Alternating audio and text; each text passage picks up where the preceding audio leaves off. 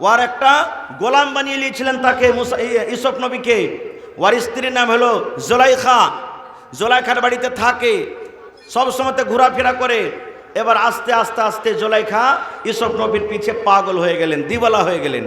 তার মহব্বতে, প্রেমে, ভালোবাসাতে, তার রূপ দেখে, চরিত্র দেখে, ব্যবহার দেখে, সৌন্দর্য দেখে আস্তে আস্তে আস্তে পাগল হয়ে গেলেন, দিওয়ানা হয়ে গেলেন। এবারে আস্তে আস্তে কথাটা, এই সমস্ত কথাগুলা কি ছুপিয়ে থাকবে ভাই? থাকবে না, জীবনে কোনোদিন ছুপিয়ে থাকবে না। এই কথাগুলা, জেনা ব্যভিচার, এই ভালোবাসা, অমুক তমুকের কথা কোনোদিন ছুপিয়ে থাকবে না। আস্তে আস্তে ওই পড়োশি জানতে পারলে, ও জানতে পারলে, ও জানতে পারলে, ও জানতে পারলে, একদিন তখন টোহা টিপা শুরু করে দিয়েছে। হে আল্লাহ, আর তোমরা জানো জীবু মাইলকের যা কথা বলছে, কি হয়েছে? বলছে যে জুলাইখা যা আছে বাদশার স্ত্রী, ওর গোলাম ইউসুফের পিঠে পাগল হয়ে গেছে। ছি, একটা বাদশার স্ত্রী কি গোলামের পিঠে পাগল হয়? এই দেখেন, মাইলক বলে না যে মাইলকের 36টা কল্লা। বিবি জুলাইখা কিন্তু খুব চালাক, হুঁশিয়ার। কোনো গল্প বলি না ভাই, সূরা ইউসুফ খুলে দেখবেন, একবারে পেয়ে যাবেন, তারজমা খুলে দেখবেন। এবারে বিবি জুলাইখা তখন বলছে যে থাম রে লিস্সি লাগানি রে, আমাকে তোরা পাগল বলছিস যে একটা গোলামের পিছে পাগল হয়ে গেছে? তোরাকে মজা দেখাচ্ছি আমি। কি মজা? যারা যারা এই কথাগুলা বলেছে রাগাইতো, সবটিকে একদিন দাওয়াত করেছে যে আমার বাড়িতে তোরা দাওয়াত, অমুক দিন চলে আসিস। সবাই চলে এসছে। আর ইউসুফ নবী তো খুবই সুন্দর রে ভাই, ওকে এমন এমন সুন্দর সুন্দর জামা কাপড় পিন্ধালছে, আরও সুন্দর হয়ে গেছে। এবারে জুলাইখা বলছেন ইউসুফ রুমের ভিতরে থাকবে, আর আমি যখন ইশারা করব তখন তুমি মজলিসের ভিতরে শুধু এই রাস্তা দিয়ে যাবে, এই মাথা দিয়ে আর ওই মাথা দিয়ে তুমি বের হয়ে যাবে, তোমাকে কিচ্ছু করতে হবে না। বলছে ঠিক আছে। সুবহানাল্লাহ। এবার একটা করে চাকু, একটা করে ফল দিয়েছে সবটি মহিলাকে কাটতে জুলাইখা, যে আমি যখন অর্ডার করব তখন তোমরা ফল কাটবে, এর আগে কিন্তু তোমরা কেউ কাটবে না। ঠিক আছে। সবাইকে চাকু আর ফল দিয়ে দেওয়া হয়েছে। সব অপেক্ষা করছে, ইন্তজার করছে যে জুলাইখা কখন কাটতে বলবে রে। এবারে জুলাইখা বলছেন ইউসুফকে, ইউসুফ ইশারা করছে এখন তুই মজলিসে এসো। মজলিসে যেমনই এসেছে এদিকে এরাকে ইশারা করছে যে তোমরা ফল কাটো, চাকু দেখাও এখন। ওরে আল্লাহ, তার সৌন্দর্য, তার রূপ, তার চেহারা দেখে সবাই ওর দিকে দেখছে, সবাই দেখছে ওর দিকে, আর ফল কাটতে শুরু করেছে। ওর রূপে, ওর সৌন্দর্যের কারণে ওরা বুঝতে পারে না যে আমরা ফলে চাকু দিছি কিংবা নিজের লোকে চাকু দিছি। আল্লাহর কোরআন বলছেন, সুবহানাল্লাহ। এবার সব নিজের নিজের লোক কাটছে, ফলের জায়গাতে লোক কাটছে, এরকম করে দেখছে, এরকম করে লোক কাটছে, সব ছুরি ঘুষছে। এবার যখন লোক কাটতে লেগেছে, রক্ত বইতে লেগেছে, তখনই বিবি জুলাইখা বলছেন এ পাগলি গালা, আরে তোরাকে ফল কাটতে বলেছি, ফল না কেটে নিজের যে লোক কাটা তোরা বসে আছিস। তখন দেখছি আরে রে, যা যা, কি হলো, যা যা যা যা। তখন সবটি মহিলা বলছেন মালাকুন কারীম, আরে জুলাইখা এটা মানুষ না, এটা বুজুর্গ ফেরেশতা। তখন বিবি জুলাইখা কি বলছেন, রে আল্লাহর বান্দে, একটা নজর মাত্র তোমরা ইউসুফকে দেখেছো, একটা নজর মাত্র তোমরা, একটা সেকেন্ড, একটা মিনিট তোমরা ইউসুফকে দেখেছো। তার রূপ দেখে, তার চেহারা দেখে, তার হাসনা দেখে যদি তোমরা নিজের ফলটাকে না কেটে লোকটাকে যদি তোমরা কেটে দাও রে বাবু, তাহলে যেই সব আমার বাড়িতে আছে, আমার সাথে গল্প করে, আমার সাথে চলাফেরা করে, আমার সামনে ঘোরাফেরা করে, বাবু রে বলো আমার সাথে কি হইতে পারে? এবার তখন বিবি জুলাইখা বলছেন, বুবুরা তাহলে তোমরা তো বুঝে নিয়েছো ইউসুফকে আমি কত ভালোবাসি, কি কারণে আমি ভালোবাসি। তোমরা আমার তরফ থেকে তোমরা একটু পায়রাবি করে দাও, ইউসুফকে তোমরা বলো যে ইউসুফ যাতে আমাকে ভালোবাসে। এবার সমস্ত মহিলারা ইউসুফকে যা বলছে, ইউসুফ তোমার মালিকা যা বলছে তুমি শুনে নাও, জুলাইখার কথাটা তুমি শুনে নাও, একবার তোমার সাথে মনের আরমানটাকে পুরা করবে, জেনা ব্যভিচার করবে।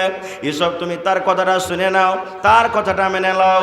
এবারে বলছেন না আমি তার কথা মানব না, দুনিয়ার যদি কোনো মানুষ দেখতে না পায় তবে একজন দেখছেন যার নাম হলো আল্লাহ। আমি ইউসুফ আমি তার সাথে এরকম কাজ করতে পারবো না। এইবারে মহিলারা তখন বলতে লাগলেন, ও ইউসুফ রে, যদি তুমি তোমার মালিকার সাথে যদি একটা কথা না মানো, তার কথা কথা না শোনো, যদি তার সাথে তুমি একবার জেনা না করো, তার সাথে যদি মিলনটা না করো, তাহলে তোমার মালিক আর রাগ করে তোমাকে জেল ঘরাতে বন্ধ করে দিবে, কায়েদখানাতে বন্ধ করে দিবে। এবারে আল্লাহ রাব্বুল আলামিন কোরআনে বলেন, ইউসুফ নবী তখন বলেছেন, মহিলারে, দুনিয়ার মহিলারা তোমরা শুনে নাও, যদি আমাকে জেল ঘরে বন্ধ করে দেয় আমি তাইয়ার আছি, রাজি আছি, আমি হাসতে হাসতে খুশি হয়ে জেল ঘরে চলে যাব, কিন্তু আমি ব্যভিচার জেরার জন্য আমি জুলেখার কথা আমি শুনতে পারবো না। জুলেখার কথা শোনার থেকে আমার জেল ঘরটা বেশি ভালো। নারে তাকবীর। তাই কবি বলছেন, হয়নি, হবে না, হতে পারে না, আমার নবীর সাথে কারো তুলনা, হয়নি, হবে না, হতে পারে না, আমার নবীর সাথে কারো তুলনা। ইউসুফকে দেখে যারা আঙ্গুল কেটেছে, তারা কি আমার নবীর রূপ দেখেছে? ইউসুফকে দেখে যারা আঙ্গুল কেটেছে, তারা কি আমার নবীর রূপ দেখেছে? আরে দেখতো যদি কেটে দিত, আরে দেখতো যদি কেটে দিত কলিজাখানা, হয়নি, হবে না, হতে পারে না, আমার নবীর সাথে কারো তুলনা, হয়নি, হবে না, হতে পারে না, আমার নবীর সাথে কারো তুলনা। যার শানে আল্লাহ তাআলা করলেন ঘোষণা, খোলকে আজিম আমার শাহে মদিনা, মুসলমানি নবী ছাড়া কিছুই মানে না, হয়নি, হবে না, হতে পারে না, আমার নবীর সাথে কারো তুলনা। নারে তাকবীর। এবার নবীর চেহারা দেখেন, নবী কত সুন্দর ছিলেন। ঈশ্বর নবীর কথা শুনলেন, আল্লাহর নবী একদিন বসে আছেন, 14 দিনকার পূর্ণিমা চাঁদ, 14 দিনকার চাঁদকে না পূর্ণিমা বলি, একবারে গোল হয়ে চাঁদটা হয়ে আছে, পূর্ণিমা একবারে গোটা চাঁদ হয়ে আছে, আর বাদল নাই, একবারে ঝকঝকে আলো।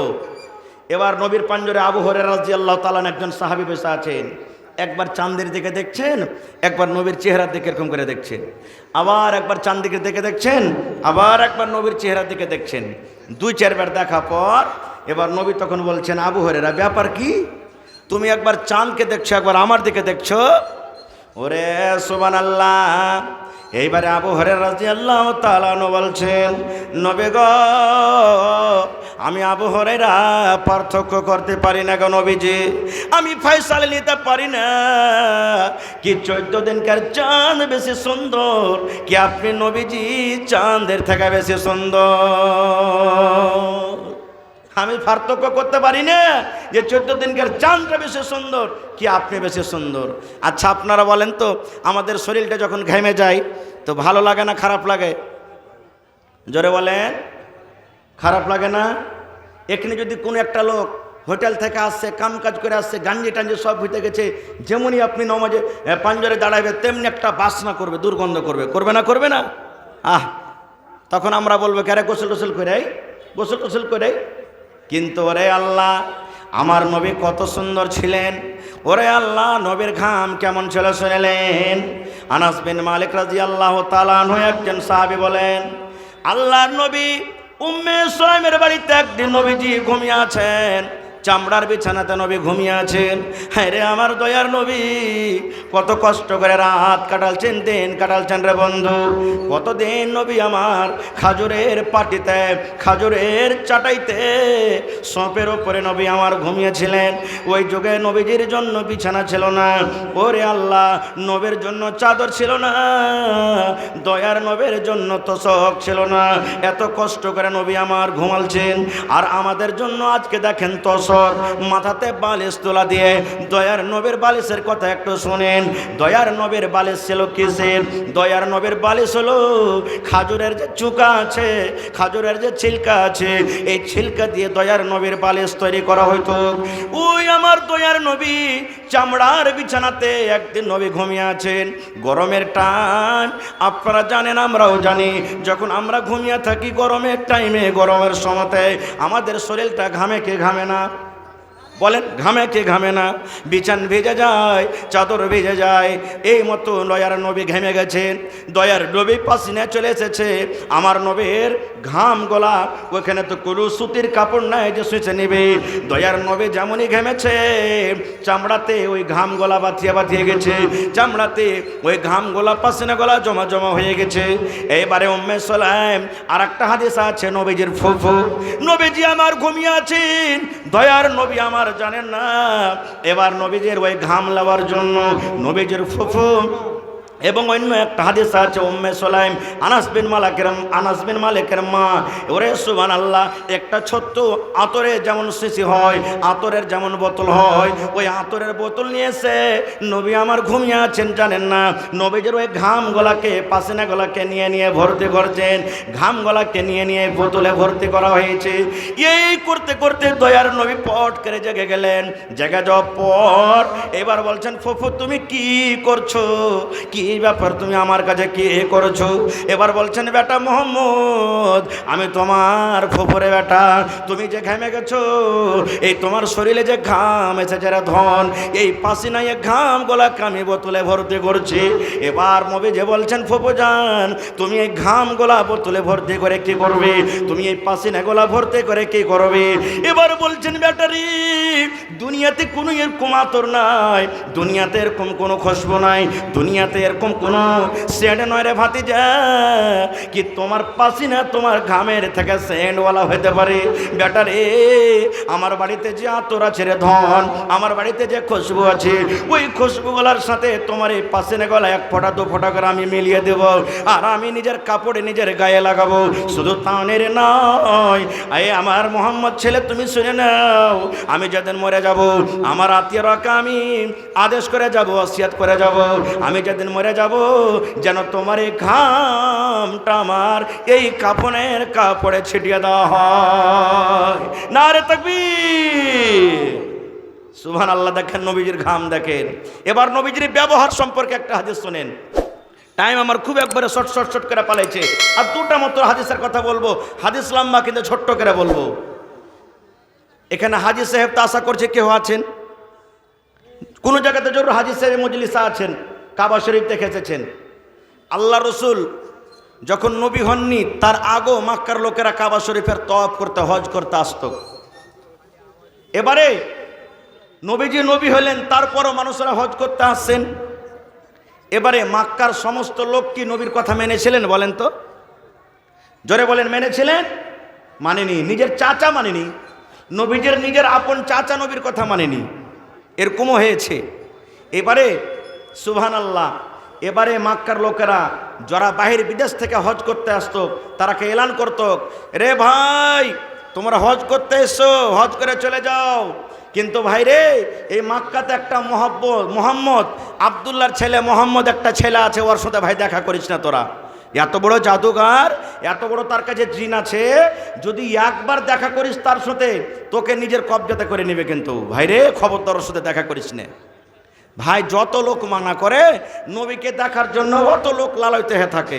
হ্যাঁ, সারা জীবনে আর আসতে পাবো